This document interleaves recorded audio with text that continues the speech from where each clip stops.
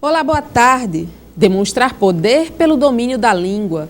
Essa é uma estratégia mais do que comum entre os operadores do direito, que insistem em adotar uma linguagem fechada, na maioria dos casos incompreensível, e que em nada ajuda a aproximar a justiça da população. A linguagem jurídica e a campanha contra o juridiquês são os assuntos de hoje do programa Tema Jurídico, que está começando agora.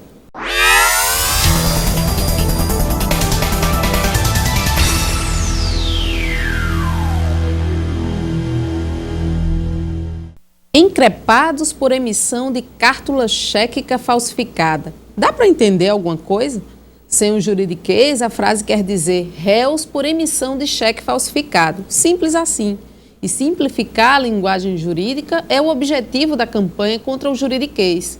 Para falar sobre esse assunto, convidamos a professora do curso de Direito da Facisa, Euda de Araújo Cordeiro. Boa tarde, professora. Seja bem-vinda ao programa Tema Jurídico. É um prazer tê-la aqui conosco. Professora, dá para a gente dizer que o juridiquês pode ser considerado um entrave no acesso à justiça? Com certeza, Carla. É um dos maiores problemas que nós estamos enfrentando atualmente, é esse combate ao juridiquês, que ele só vem a prejudicar a linguagem jurídica.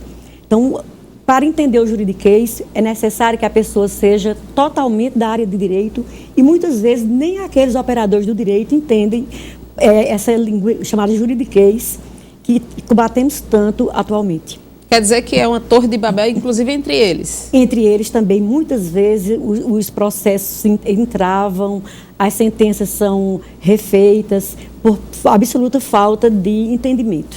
E assim, esse vício, que a gente pode até chamar assim, se aprende aonde, professora? É quando chega realmente no exercício da profissão? É dentro da faculdade? De que forma isso começa a se processar? Cara, na verdade é o seguinte, o direito é uma profissão muito antiga. Então, a linguagem jurídica é como se ela tivesse parado no tempo e no espaço. Então, a gente sabe que a língua ela precisa se atualizar. Só que o direito, essa língua continuou fechada. É como se nós estivéssemos em pleno século XXI falando uma linguagem de 2 séculos atrás. Há atualmente empenho do Poder Legislativo no sentido de alterar a linguagem jurídica? Sim, há empenho. Ultimamente nós tivemos um projeto apresentado pela deputada Maria do Rosário, em que ela determinava que se incluísse no novo Código de Processo Civil a obrigatoriedade das sentenças serem escritas em linguagem simples, clara e objetiva. Esse projeto, na verdade, não foi aprovado pelo Senado, foi aprovado na Câmara, com o substitutivo do então deputado José Genuíno, mas quando ele chegou ao Senado, a reforma do projeto de reforma do Código Civil já estava aprovado. Mas, de qualquer forma, se prima nesse novo Código de Processo Civil pela efetividade da ação, que não deixa de ser um cuidado também com a simplificação da linguagem jurídica. E está sendo bem aceito uma proposta como essa pelo Judiciário? Sim, há algumas exceções que você sabe, sempre há aquelas pessoas que preferem usar aquela linguagem milenar, né? Mas na maior parte entre os juízes a gente observa que há muita aceitação, até porque os processos se acumulam e desde que a linguagem seja simples, a tendência é que se dê mais celeridade aos processos. Agora, é comum ser utilizado tanto pelos juízes quanto pelos advogados, promotores, todos de uma maneira geral? Com certeza, né? Com certeza, sendo que, por exemplo, os juízes mais jovens, os advogados mais jovens, eles já têm muito mais cuidado de trabalhar uma linguagem mais clara, mais objetiva, eliminando por completo o chamado juridiquês, que não agrada muitas vezes nem a quem usa, né? Além de não agradar quem usa, complica a vida do cidadão, né, professor? Com certeza, é uma situação muito difícil, porque muitas vezes aquele cidadão que não tem um bom nível de escolaridade, ele não entende. E hoje as pessoas querem acompanhar os processos, elas querem saber qual foi a decisão do juiz, elas querem saber se ganharam ou não a causa. Então ninguém mais aceita essa incomunicabilidade com o Poder Judiciário. E não deixa de ser uma forma de poder também, né? É exclusivo ou específico daquele grupo que domina aquela linguagem. Esse hermetismo da linguagem, ele afasta muitas pessoas do judiciário e prejudica muito a comunicação. Porque a gente tem que lembrar que o advogado ou o juiz, ele está vivendo uma situação de comunicação. Nós temos o cliente que tem um problema, o cidadão comum que tem um problema, e que leva aquele problema até o judiciário. O mediador é o advogado. Então é preciso que a gente o tempo inteiro esteja traduzindo tanto a linguagem do cliente, que às vezes usa uma linguagem coloquial, popular, para uma linguagem jurídica na hora que elabora uma peça processual, como também o juiz precisa dar uma sentença que as pessoas entendam. E as pessoas perguntam, e aí, eu ganhei ou perdi a causa, né? Ok, professora. Vamos fazer o primeiro intervalo de hoje. No próximo bloco voltaremos com mais discussão acerca da linguagem jurídica. Não saia daí, é um minuto só.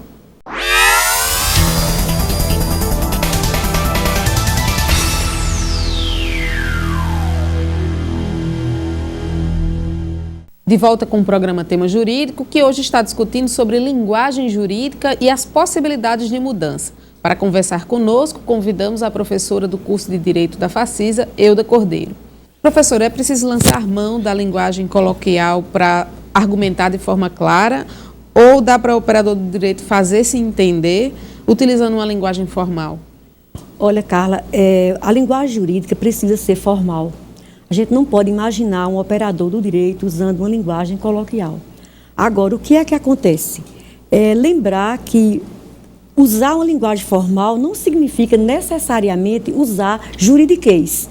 Inclusive porque o juridiquês, como nós falamos anteriormente, ele vem sendo combatido.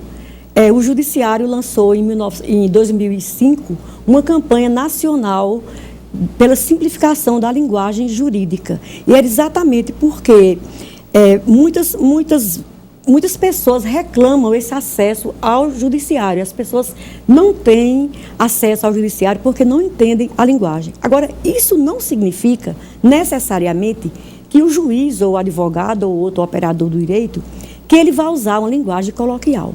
A linguagem jurídica precisa ser técnica, tem que usar termo técnico. Não há que confundir termo técnico com juridiquês. Então, toda profissão tem sua linguagem, o direito também. Então, a medicina tem sua linguagem, a psicologia, a economia e todos os ramos do conhecimento. Então, o direito tem a sua linguagem, que é técnica, mas que precisa ser formal, precisa seguir as normas da língua padrão. Então, normalmente, a gente não poderia imaginar uma linguagem jurídica no nível coloquial. Agora, alguns juristas mais tradicionais apostam que a democratização da linguagem iria afetar o respeito da população pelo judiciário. A senhora acha que isso faz algum sentido? Não, eu acho que não há nenhum sentido, porque o Poder Judiciário tem o seu valor, tem o seu respeito. E os juristas, de uma forma geral, os operadores de direito, se impõem pela sua capacidade de argumentar, pela sua capacidade de se expressar, né? O cidadão comum tem um problema e ele confia o problema ao advogado que vai levar ao juiz. Mas isso aí eu acho que tem nada a ver com a questão de perder o respeito. É só uma questão de adequação. Né? Adequar a linguagem à época e a quem a gente está falando também. Então, o tempo inteiro a gente precisa saber para quem está falando. É esse o nosso maior desafio. Definir o público. Definir o público, né? Com certeza, e escrever sempre tendo em vista esse público. Falar de acordo com esse público. Você imagina que, às vezes, até em audiência, nós advogados precisamos interferir quando o juiz faz uma pergunta à parte e a gente observa que aquela pessoa não entendeu a pergunta. Então, a gente tem que traduzir, aí sim, a gente traduz numa linguagem menos formal, num nível que dê para o nosso cliente entender. Professora, a senhora falou sobre a questão da época, né? A Sim. gente, hoje, 2012, a gente está utilizando uma linguagem de 1900 e quanto? Exatamente, a gente precisa, a língua precisa ser atualizada. Você observa que a gente, às vezes, conhece uma palavra nova e até não quer aceitar aquela palavra, mas as palavras têm vida. Muitas palavras caem em desuso, surgem outras palavras e nós incorporamos ao nosso vocabulário. Então, às vezes, a gente vê uma pessoa nova, um advogado novo, mas quando ele escreve, você imagina que é uma pessoa de 70, 80 anos de idade, porque ele não conseguiu atualizar aquela linguagem. E isso é uma coisa que mais a gente combate em um curso de Direito. Mas a origem desse problema está aonde? Eu acho que está nessa cultura milenar do direito, né? É que o nosso direito veio do direito romano. Então, muitos termos em latim foram incorporados ao nosso vocabulário e as pessoas resistem, né? Muitos advogados, juízes, promotores ainda resistem em retirar do vocabulário esses termos desusados. Mas as palavras caem de moda. Os cursos de direito utilizam, por exemplo, alguma disciplina de latim? Se estuda latim nos cursos de direito? Não. Nós trabalhamos com linguagem e argumentação jurídica e nessa disciplina nós procuramos mostrar ao aluno alguns brocados jurídicos, a utilização desses brocados como argumento, mas necessariamente não. Porque eu já conheci pessoas que desistiram de fazer direito porque elas imaginavam que para estudar direito tinha que ser um bom conhecedor do latim. E a gente disse, não, de jeito nenhum. Claro que alguns termos são incorporados ao nosso texto, não é? Mas não são todos, não. Sempre que a gente puder usar a língua portuguesa, isso está previsto na Constituição, no Código de Processo Civil, se usar o vernáculo, a língua portuguesa é o que deve predominar em nossas peças processuais. E por falar em Constituição, a gente pode afirmar que a linguagem inacessível vai violar os princípios constitucionais do acesso à justiça e da publicidade? Com certeza, Carla. Nós vemos lá na Constituição que ninguém pode alegar o desconhecimento da lei. Só que muitas vezes as pessoas não têm um nível de conhecimento que lhes permita entender o que está escrito na lei. Então, a gente precisaria ter o maior cuidado na hora de elaborar as leis, de forma que as pessoas tivessem um conhecimento. Você imagina que hoje o próprio Congresso, ele já se preocupa de fazer uma explicação de um projeto. Ele já tem um trabalho paralelo explicando, por exemplo, qual é a matéria daquele projeto, já uma espécie de tradução para não causar tanta estranheza às pessoas que querem tomar conhecimento do que está sendo votado. Professora, a gente também tem alguns casos de operadores do direito que resolvem fazer petições, sentenças em versos. Que avaliação a senhora faz desse recurso? Olha, Carla, não é muito comum, né? Imagine a gente estar lendo todo o trabalho que tem de redigir um texto, redigir uma peça processual, ainda se preocupar de fazê-la em verso. Mas nada é proibido, né? Temos casos de juízes que fazem suas sentenças em versos e isso não prejudica em nada. Claro que não é comum, como eu já disse, não é comum. Como é que a gente use a linguagem para passar uma informação, uma linguagem muito objetiva, que não é exatamente a linguagem poética. Mas, desde que isso aconteça, não tem nenhum problema. O caso de Ronaldo Cunha Lima, né, que fez um habeas corpus, que ele chamou de habeas pinho, pedindo para soltar um violão que havia sido apreendido, e o juiz também respondeu em versos, e até hoje isso aí é muito, inclusive usado muito nos cursos de direito. Nada impede que se faça isso, não tem nenhum impedimento mesmo. Em verso ou em linguagem formal, o importante é comunicar bem. O importante é comunicar, o cuidado que nós devemos ter como advogados, ouvir o cidadão comum, levar aquele problema dele para o juiz, apontar a solução, pedir uma solução adequada. É isso que importa, né? O grande desafio para o advogado é esse. Mas vamos fazer em prosa, é bem mais fácil do que em verso, né? Com certeza. Ok, professora. Vamos fazer mais uma pequena pausa e em um minuto só voltaremos com o terceiro bloco do programa Tema Jurídico de hoje, que aborda a questão da linguagem jurídica. Não saia daí.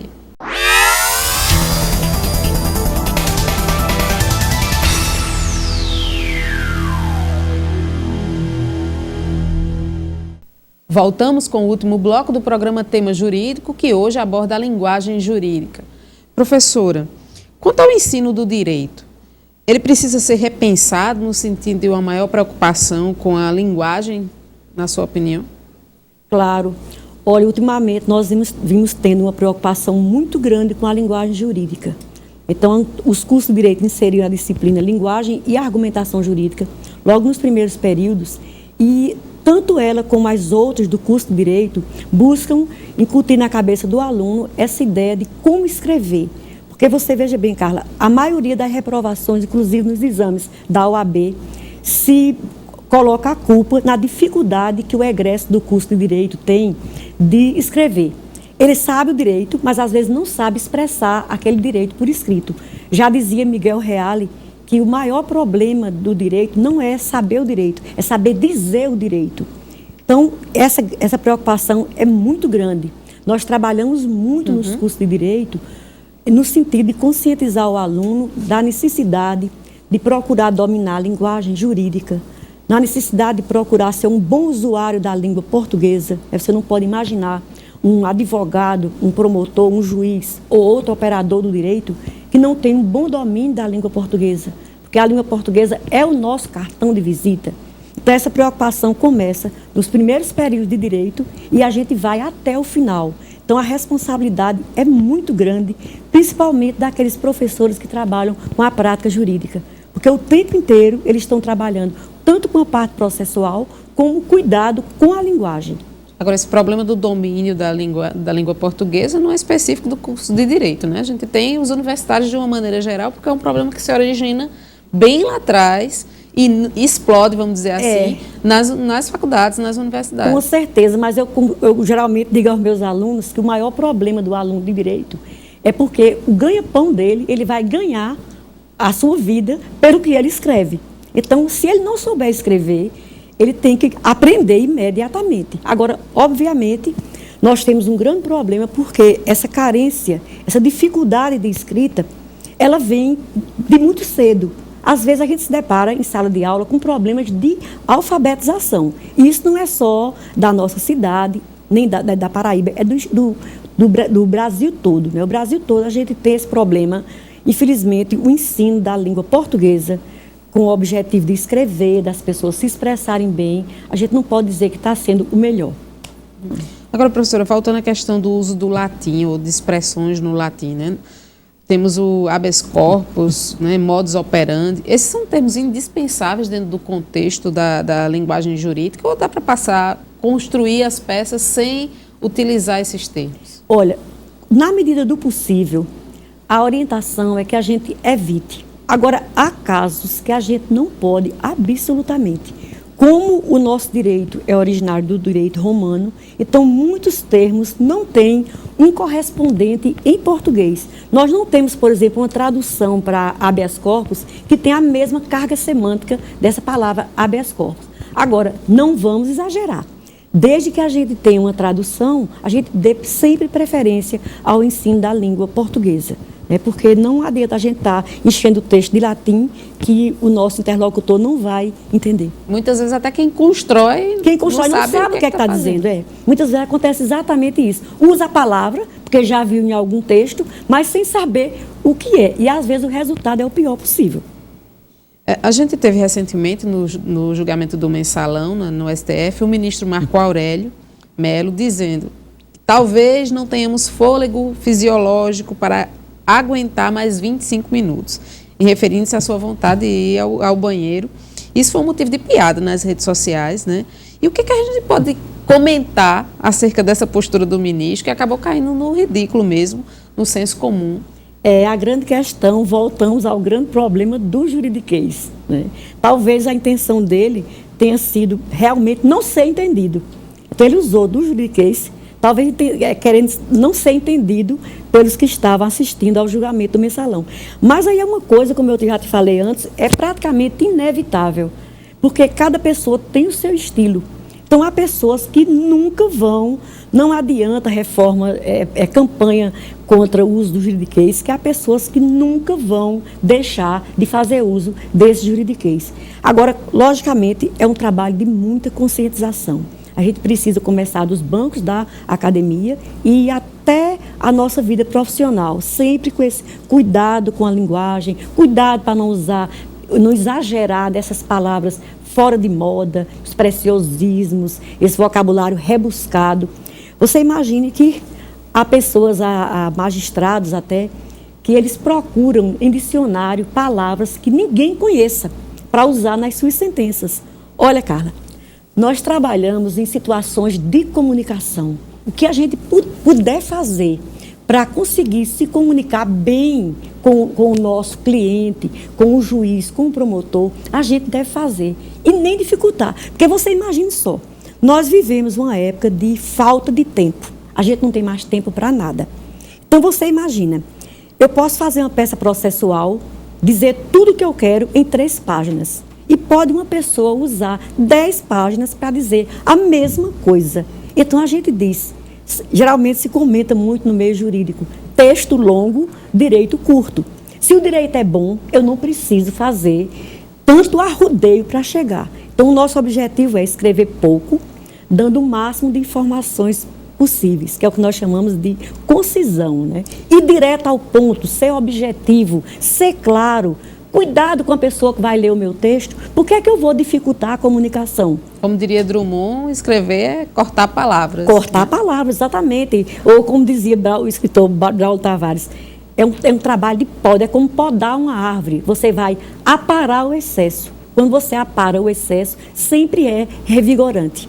Ok, professora, foi um prazer conversar com a senhora. A gente aprende bastante nessa conversa que a gente acaba tendo aqui no tema jurídico e a gente abre o espaço agora para que a senhora faça as Bom, Carla, eu só tenho a agradecer o seu convite. Né? É um prazer muito grande participar desse tema jurídico, discutir uma questão que ainda, infelizmente, não é ainda tão levada em consideração no meio jurídico, a linguagem jurídica, mas nós partimos para uma conscientização muito grande desde os primeiros períodos, mas vou encerrar com as palavras do poeta francês Paul Valéry, que ele diz o seguinte: entre 2 palavras, escolha sempre a mais simples.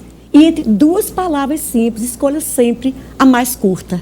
Muito obrigada pelo convite. Obrigada pela aula, professora. Obrigada. Obrigada a você também pela sua audiência aqui na TV Itararé e no nosso canal no YouTube. Bom final de semana e até sábado que vem com mais um tema jurídico da Facisa.